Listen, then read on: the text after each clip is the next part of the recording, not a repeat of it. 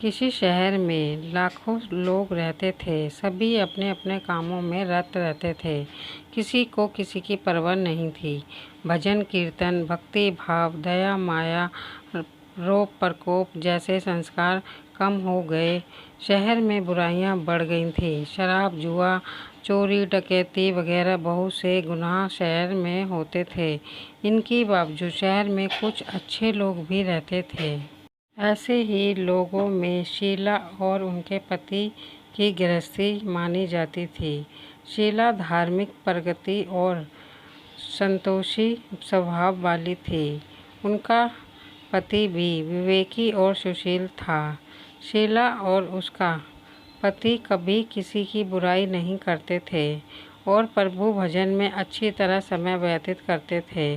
शहर के लोग उनकी गृहस्थी की सराहना करते थे। देखते ही देखते समय बदल गया। शीला का पति बुरे लोगों से दोस्ती कर बैठा। अब वह जल्द से जल्द करोड़पति बनने के ख्वाब देखने लगा। इसीलिए वह गलत रास्ते पर चल पड़ा। उसकी हालत रास्ते पर भटकते भिखारी जैसी हो गई थी।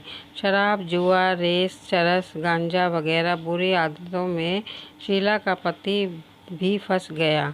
दोस्तों के साथ उसे भी शराब की आदत हो गई।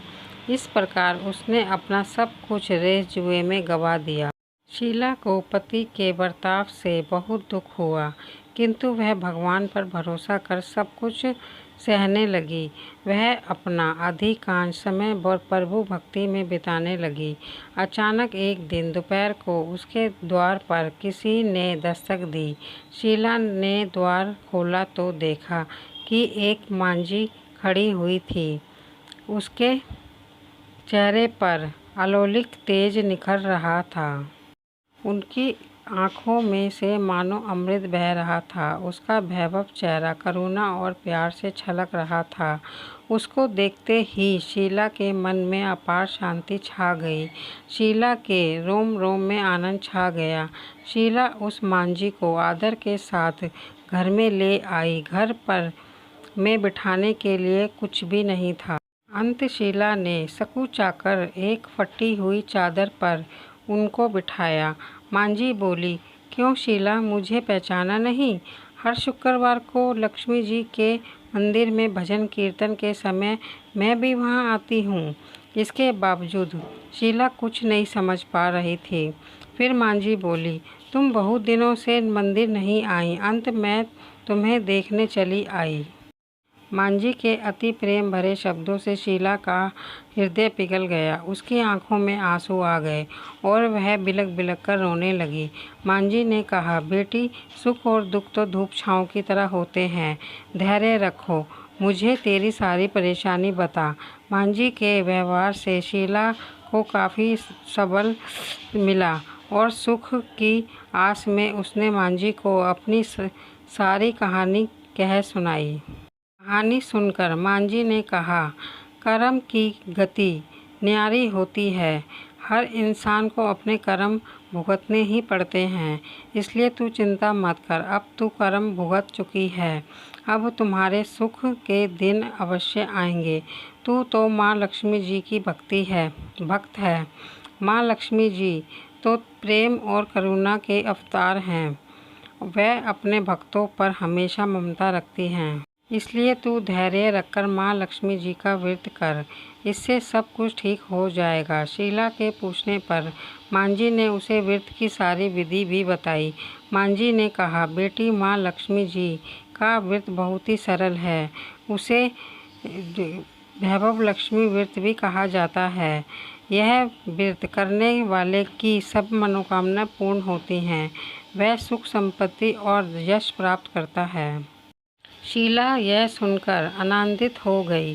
शीला से संकल्प करके आंखें खोली तो सामने कोई न था। वह भी विस्मित हो गई कि मांझी कहाँ गई। शीला को तत्काल यह समझते देर न लगी कि मांझी और कोई नहीं, साक्षात माँ लक्ष्मी जी थी। दूसरे दिन शुक्रवार था। सवेरे स्नान करके स्वच्छ कपड़े पहनकर शीला ने मांझी द्वारा बताई विधि से पूरे मन से व्रत किया। आखिरी में प्रसाद वितरण हुआ। यह प्रसाद पहले पति को खिलाया। प्रसाद खाते ही पति के स्वभाव में फर्क पड़ गया। उस दिन उसने शीला को मारा नहीं, सताया भी नहीं। शीला को बहुत आनंद हुआ। उसके मन में वैभव लक्ष्मी व्रत के लिए श्रद्धा बढ़ गई। शीला ने पूर्ण श्रद्धा भक्ति से 21 शुक्रवार तक वैभव लक्ष्मी व्रत किया। 21वें शुक्रवार को मांझी के कहे मुताबिक उद्यापन विधि के कर के 7 स्त्रियों को वैभव लक्ष्मी व्रत की 7 पुस्तकें उपहार में दी। फिर माता जी के धन लक्ष्मी स्वरूप की छवि को वंदन करके भाव से मन ही मन प्रार्थना करें, हे माँ धन लक्ष्मी, मैंने आपका वैभव लक्ष्मी व्रत करने की मन्नत मांगी थी। वह व्रत आज पूर्ण किया है। हे माँ, हमारी जो मनोकामना हो वह बोलो, मनोकामना पूर्ण करें। हमारी हर विपत्ति दूर करो, हमारा सबका कल्याण करो। जिसे संतान ना हो उसे संतान देना, सौभाग्यवती स्त्री को सौभाग्य अखंड रखना, कुंवारी लड़कियों को मन भावन पति देना। जो आपका यह चमत्कारी वैभव लक्ष्मी व्रत करे उसकी सब विपत्ति दूर करना, सभी को सुखी करना। हे माँ, आपकी महिमा अपार है, आपकी जय हो। ऐसा बोलकर लक्ष्मी जी के धन लक्ष्मी स्वरूप की छवि को प्रणाम करें। माँ, आपकी महिमा अपरंपार है। ऐसा बोलकर लक्ष्मी जी के धन लक्ष्मी स्वरूप की छवि को प्रणाम किया। व्रत के प्रभाव से शीला का पति अच्छा आदमी बन गया और कड़ी मेहनत करके व्यवसाय करने लगा। उसने तुरंत शीला के गिरवी रखे गहने छुड़वा लिए। घर में धन की बाढ़ सी आ गई। घर में पहले जैसी सुख शांति छा गई। वैभव लक्ष्मी व्रत का प्रभाव देखकर मोहल्ले की दूसरी स्त्रियां भी विधि पूर्वक वैभव लक्ष्मी व्रत करने लगीं।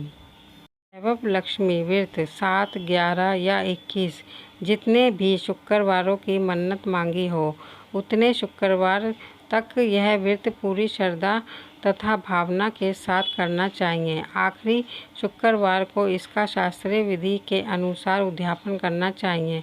आखिरी शुक्रवार को प्रसाद के लिए खीर बनानी चाहिए।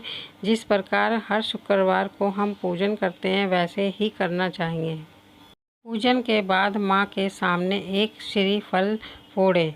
फिर कम से कम 7 कुंवारी कन्याओं को या सौभाग्यशाली स्त्रियों को कुमकुम का तिलक लगाकर माँ वैभव लक्ष्मी व्रत कथा की पुस्तक की एक प्रति उपहार में देनी चाहिए और सबको खीर का प्रसाद देना चाहिए। इसके बाद माँ लक्ष्मी को श्रद्धा सहित प्रणाम करना चाहिए।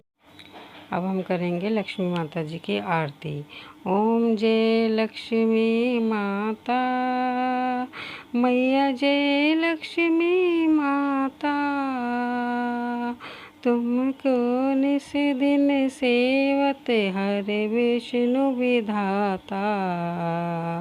ओम जय लक्ष्मी माता, उमा रमा ब्रह्माणी तुम ही जग माता, मैया तुम ही जग माता। सूर्य चंद्रमा ध्यावत नारद ऋषि गाता। ओम जय लक्ष्मी माता, मैया ओम जय लक्ष्मी माता। दुर्गा रूप निरंजनी सुख संपत्ति दाता। ओम जय लक्ष्मी माता। जो कोई तुमको ध्यावे ऋषि सिद्धि धन पाता, मैया ऋषि सिद्धि धन पाता। ओम जय लक्ष्मी माता, मैया ओम जय लक्ष्मी माता। तुम पाताल निवासिनी तुम ही शुभ दाता, मैया तुम ही शुभ दाता। कर्म प्रभाव प्रकाशिनी भव निधि की त्राता। ओम जय लक्ष्मी माता।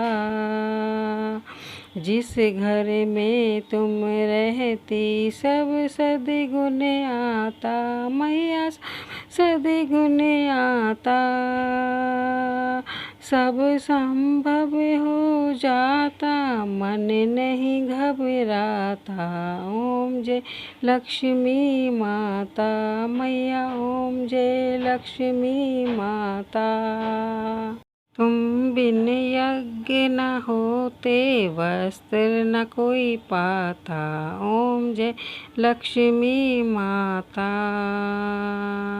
खान पान का वैभव सब तुमसे आता, मैया सब तुमसे आता। ओम जय लक्ष्मी माता मैया। ओम जय लक्ष्मी माता। शुभ गुण मंदिर सुंदर शिरोदशि जाता, मैया शिरोदशि जाता। रतन चतुर्दश तुम बिन कोई नहीं पाता। ओम जय लक्ष्मी माता।